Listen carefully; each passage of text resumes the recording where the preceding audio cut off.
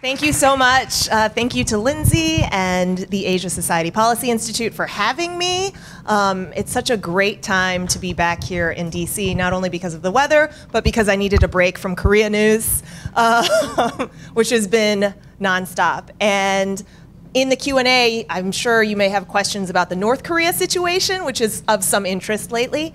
So we can talk about that, but something that I feel like I don't get to talk about enough and I don't get to do enough stories about is South Korean society and Japanese society itself and what's interesting about that there. And it actually has huge implications. And so we're going to talk about the women.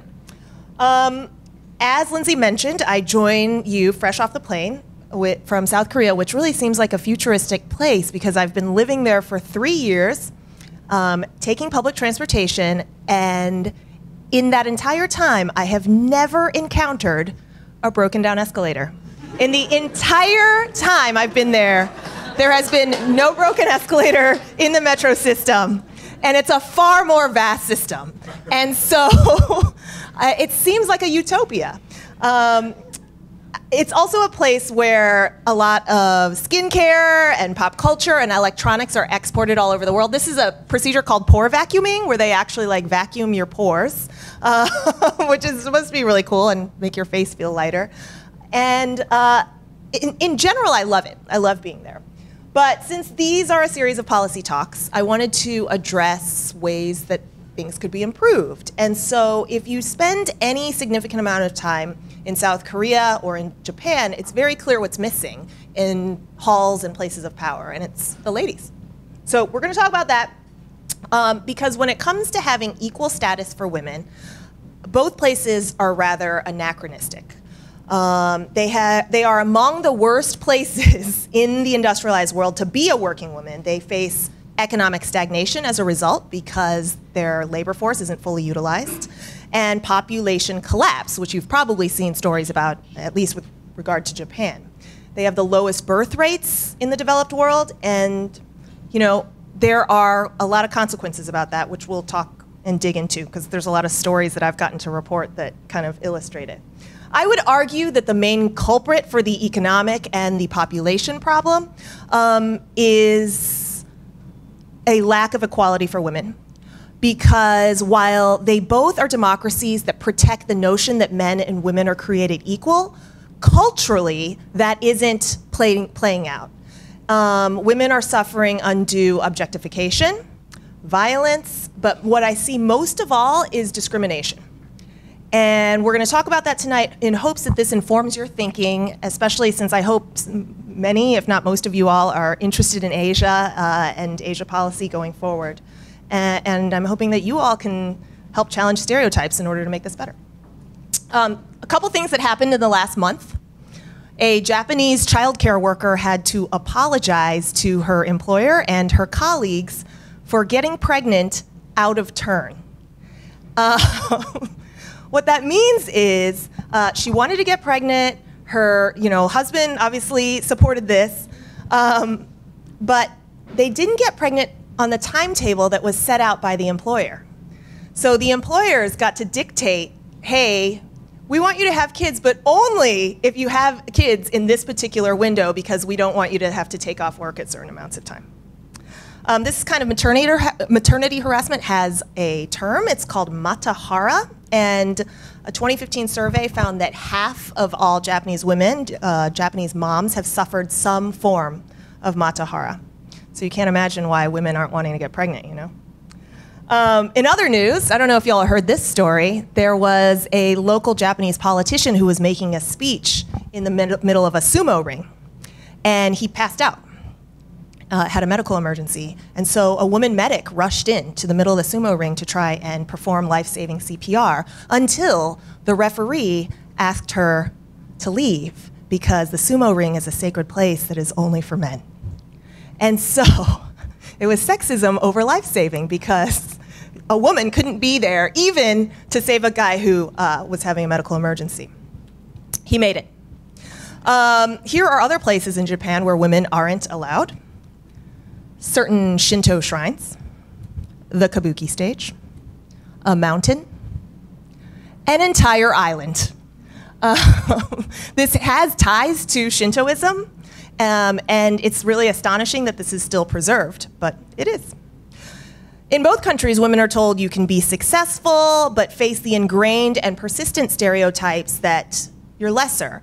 Something that happened to me when I talked about this with a Japanese diplomat over dinner in Tokyo is he asked me, well, do you think biologically women are just born with less ambition? You know, like that something is ingrained. And this wasn't, he didn't ask to be offensive or a jerk or anything like that. This is just kind of where things are in the conversation in some cases and in some pockets. So be aware. The reality is that in workplaces, women are routinely overlooked and sidelined. The share of working age South Korean women reached about 50% in the year 2000, but has only ticked up a few percentage points since then. By comparison, about 75% of women in the US work between the ages of 25 to 54. So it's still at about 50 in South Korea. This is the worst in the developed world, and so among OECD countries, and South Korean women only make 63 cents on a man's dollar, so that's the worst gender wage gap in the OECD too. In both countries, women are told you can be successful, but face these ingrained and persistent biases, that they're lesser, and the path gets more obstacle-laden as you climb higher. So Japanese women make up half of the voting public, but only 9% of the seats in parliament. This is dead last in the industrialized world. You're going to hear that theme again and again when it comes to South Korea and Japan on these sorts of topics. In South Korea, the lack of representation is really stark in business. There's almost 1,500 publicly traded firms, 39 female CEOs. The problem here isn't just equal representation, it's that when you see this kind of thing, it affects society's views on women, right? So if you're not seeing women in charge, you're not seeing enough people at the table, this becomes normalized to you that entire meetings of people sitting next to the prime minister are male. On Netflix, there is now a response to this. Have y'all seen Agretsuko? Anybody seen Agretsuko? Okay, so Agretsuko is a powerful satire on and commentary on Japanese work culture, and by extension, South Korean work culture, because South Korea's original conglomerates were based on the Japanese model. So in South Korea, they're called chaebol. In Japan, they're called zaibatsu.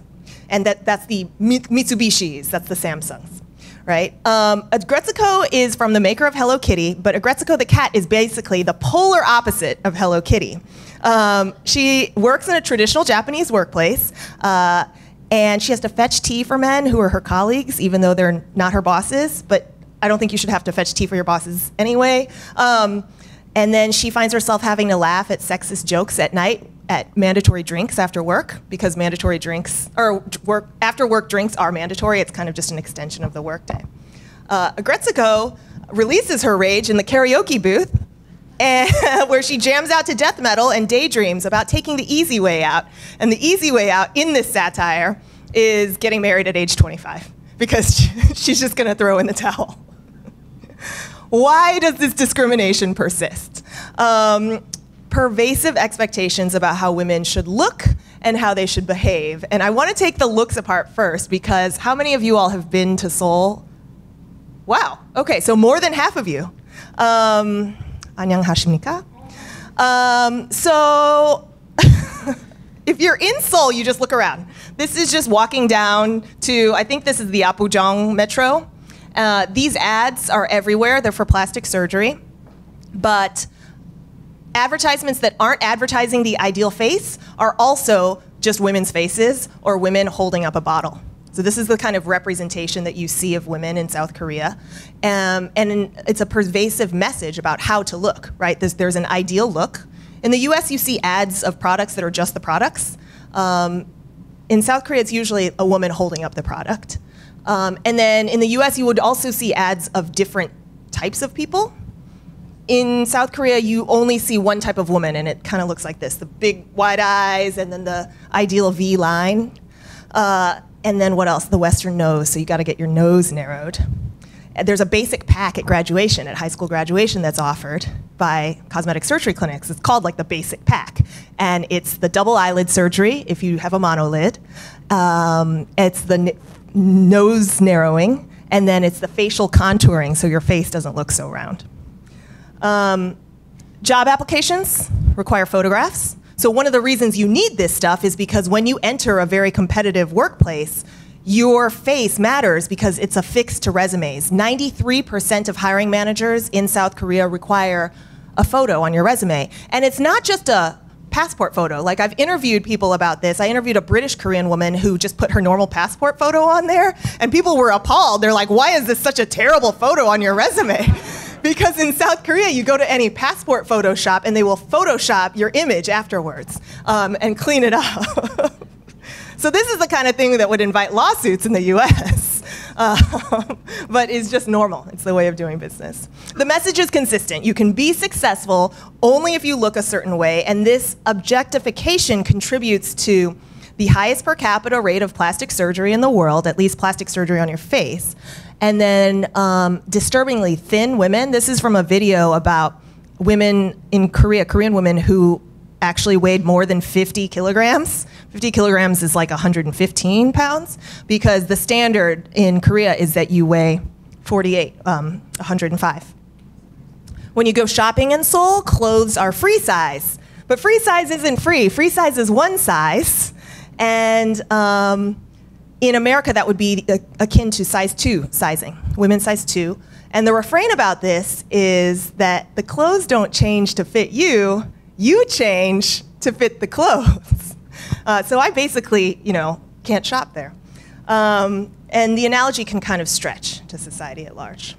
On the behavior front, the America in the 1950s model still looms large, and that's the notion that men go to work and women stay home and take care of household and childcare duties. And men are in power in places that matter, right? So family, head of household, workplaces, and government. Confucianism is often blamed, right? Because Confucianism was patrilineal and property transfers to sons and all of that. But in South Korea, I think that it's actually mixed with a notion I would call survivalism. In post-World War II and post-Korean War South Korea, it was really about doing whatever it takes in order to survive and make it. South Korea is so remarkable in that it went from as poor as sub-Saharan Africa to one of the richest nations in the world inside of 2 generations, essentially. And so what we're seeing now is a real struggle in which Korean men are trying to hang on to their dominant position in the face of pretty high youth unemployment. So unemployment is high among people less than 30 years old. And then Korean women, in order to compete in this highly competitive society, will do what it takes in order to survive. And that means having to get your jaw broken sometimes to have a skinnier face. Japan is less lookist. I think looks tend to play less of a factor in Japanese society, but that's where the term, and I don't speak Japanese, I don't know if I'm pronouncing this right, it's called tatemai, societal expectations. They are really important. So women there are expected to be unselfish and really understand and internalize their role at home. So there, you can see, this is me. I wasn't in this photo, but I went and took a bento making class. We were making like little pigs, pig faces out of rice and cheese and ham. And Japanese women are, because they're staying at home, are investing a lot of their talents and time and energy into making the most elaborate school lunches possible. But imagine if that time and talent and energy was out in the economy. This is why Agretsuko's escape is kind of like, oh, let me just go with the flow and get married, right? Because it's a lot easier in some ways that way because you're not standing out. Why does this matter? Why am I harping on this? Japan and Korea today are at the bottom of the developed world when it comes to gender equality. I know there are places where it's worse, especially in the developing world, right? But these are not places where they're struggling to feed their citizenry, where they don't have water or toilets. These are the 3rd and 11th largest economies in the world. What their cultures are saying and doing are exported globally. And yet half of their populations are underemployed, if they're employed at all. And I would argue that stifling women stifles their economies and contributes to populations in rather drastic decline. These countries are failing to use half their talent pools, and as a result, you have fertility rates that are less than 1.5 babies per woman. And that means that Japan and South Korea's labor forces are set to shrink dramatically. Now there are more adult diapers sold in Japan than there are baby diapers. By the year 2055, I had my husband, who's a data journalist, help me make this for you all. By the year 2055, the total population of Japan will shrink by 1/3. And then the percentage of old people will double from 20% to 40%. At the current birth and immigration rate in South Korea, all of South Koreans will go extinct by 2750. So that's a long ways out. But this kind of trend can't continue if they want to maintain the kind of standard of living that exists now. So what's happening in the labor workforce looks like this. This is called the M curve. This is an M curve on its side. But women are entering the workforce, you know, at the age that you would expect, so y'all's age, like 25 to 34, but then dropping out as they are getting married and having children, and then returning later in life. But what typically you don't want to see such a sharp M curve, right? You want to kind of see it more look like this, look more like the man's. So the system ends up getting set up such that women lose ground in those significant earning years, those years you should really be fighting for more salary and promotion between 35 and 44. Women don't catch up and some don't even try. The costs are huge, right? Both countries are trying to reform their labor and welfare politics in order to address this crisis, and finding ways to get more out of half their populations is the practical way to start, because fixing one ends up fixing the other. In the developed world, countries with higher women or labor force participation by women equal higher birth rate. So when public policy in Scandinavia is kind of the model for a lot of this, right? When public policy in Scandinavian countries started prioritizing parental leave and subsidized childcare, it increased the number of working women, but it also led them to have more children. And the explanation is rather simple, right? You're not forcing a choice between either working or childcare and housework, right? As women have the liberty and range of choices, and the same range of choices as men, to be workers and moms, or artists and moms, or writers and moms, or politicians and moms, then they'll want to be, right? It's the trap of having to choose one or the other that's having a birth rate depressing effect. My top suggestions in order to work on this problem is to reform work and work culture, and reform care and the care culture. And by care, I mean not just child care, but also elder care, because these populations, as I mentioned, are getting older. And so it's not just babies that are going to have to be taken care of, it's also their parents, right? Our parents. The work cultures are still like a Gretziko's office, largely from the 1960s, where you go and work at a gigantic corporation and you work at that corporation for most of your life. The workday is long, and you are expected to stay at the office because you are largely measured, your performance is measured by the number of hours you're at work, so the input of your hours rather than the output of your work, right? So that's a problem. Promotions are based on the number of days you were at work. So if you are a woman and you take maternity leave to like birth a child into the world, that counts against you when it comes time to get your pay raises. The staying late is a problem, and then going out and drinking at night ends up being an issue. One example is that Samsung their headquarters is in Suwon, which is outside of Seoul. But they provide a Samsung shuttle for the salarymen who work in the suburbs of Seoul. So this shuttle runs from Bundang to Suwon. And salary workers that I've interviewed talk about this shuttle and how bad it smells. In the morning, it smells of soju, Korean alcohol, and samgyeopsal, like tomorrow, you know, or it'll smell like yesterday's barbecue pork belly that you're sweating out along with your alcohol, which is an indication that this is what work life is. You had to go out and do this last night, you know, and then that doesn't leave a whole lot of time for home life. So I would propose that workplaces need to become a lot more flexible and offer work arrangements for men and for women, and just consider various options. I'm a big proponent of remote work. I work from home, and that's, which daughter is that? It's my, that's Isa? Okay, sorry, I'm looking at one of my good friends who's here. This is my second daughter, Isa. I'm just kidding. I can recognize them. Flexible hours, and then less reliance on super conglomerates like Samsung and Mitsubishi to fuel the economy would mean more women could have options in how they work and their work styles, but also that more women could be entrepreneurs, right? So if there were more small and medium-sized enterprises that make up the larger economies, I think this is change that could be positive for work culture. Obviously, the metrics for promotion need to change. Why are they even measuring performance by input of time? So that's a big area where I think we see in the US too, in some cases. And so something to think about.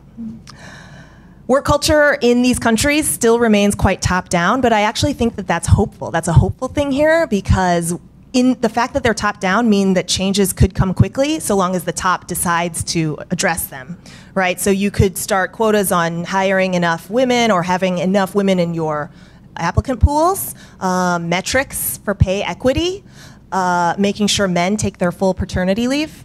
So a lot of things that the tops of companies could consider addressing. The second bucket is about care, whether that's for our babies or for our parents. There needs to be reform in the care culture in that society should think about how we, how policy can address it in a more holistic way. The average numbers of hours that Japanese men and Korean men spend on housework and childcare duties is also at the bottom of the industrialized world. They spend an average of 41 minutes of housework and childcare a day for Japanese men. It's a little bit better for Korean, and that's compared to American men who spend more than 3 hours a day. Men, oh, sorry, I didn't mean to change that before you. Okay. Men aren't even taking the parental leave to which they're entitled. So America famously doesn't offer paid parental leave as in federal law, but in South Korea it is offered for men and women, but they're not taking it because of cultural pressures, right? The attitude is, I want to, but I can't. I don't want to be seen as letting down my team, or like I'm not a proper man, you know, who shows up at work and lets my wife take care of this stuff. So the way to address this has been largely or there have been some positive effects on policy change to affect this in the EU. So in Portugal, men who weren't taking leave, what they did in order to address it was give dads an additional month of leave for every month you took. So if you took 1 month leave, you would get an extra. If you took 2, you would get 4 months. And as a result, the percentage of men who started taking parental leave jumped from 1% to 28%. It was huge. So that not only makes care more equal, it also normalizes the idea that you take leave. And so it affects the ways that society see what the roles are for men and women. Both countries' leaders, you know these guys, both countries' leaders, Shinzo Abe under the banner of Womenomics, and then South Korea's newish president, Moon Jae-in, who's been very busy lately. They are trying to address the care problem with more affordable daycare, more early education, and after-school programs to pick up some of the caregiving slack. And I think largely because of the economic argument, the leaders there seem to understand that caregiving is an investment in human capital, right? That since having more children provides value to the entire society, that society helps pay for it. The real obstacle, I would argue, are the cultural norms, right? For cultural norms to be challenged, taking this stuff seriously matters. That's why I chose to talk about this when I had a range of different things that I could have talked about, right? Voicing a need for change will make a difference. There are some bright spots. In 1988, only 13% of women, or only 13% of the people who took the South Korean bar were women. That has jumped now to more than 40%. So these careers that are seen as more serious and have been male-dominated for a long time are starting to see more women enter them. And then on the objectification front, Seoul subway stations, and I just recently did a story about this, Seoul subway stations has decided to phase these out by 2020. And they decided to phase them out in reaction to complaints. So there are women in South Korean society that are like, these are creepy. And then we don't want these messages everywhere we go, it's too pervasive. And so that means that people are speaking up, even though this is a small step. Finally, the work of leveling the playing field for women isn't just the work of women, right? It's the work of all of us. And men should take equal responsibility for not only the upbringing of their children, but for hiring women and including them and promoting them. The frame of this speech has been about labor and demographics, but as I mentioned at the outset, there are problems that flow from inequality like violence, right, and misogyny. And so my hope is that by addressing this and having more female representation, that the problems that flow from the lack of it will also be addressed. The message to you all, especially since you're interested in Asia, is to challenge the stereotypes in these cultures anytime you have an opportunity to. The outgrowth of leveling the playing field for women in East Asia and Asian economies in general is $4.5 trillion, a potential $4.5 trillion. That's according to a new report from McKinsey. It could have a 12% upward effect on Japanese GDP if women were fully employed. But even better, and perhaps this is kind of the most important thing because it's a life and death matter, if you have a heart attack in Japan, a woman would be able to save your life no matter what space you are in, so long as the women are allowed into the same spaces and places as men are. So thank you so much for having me, Asia Society, and thank you all for being such a wonderful audience. Now I'll take your questions.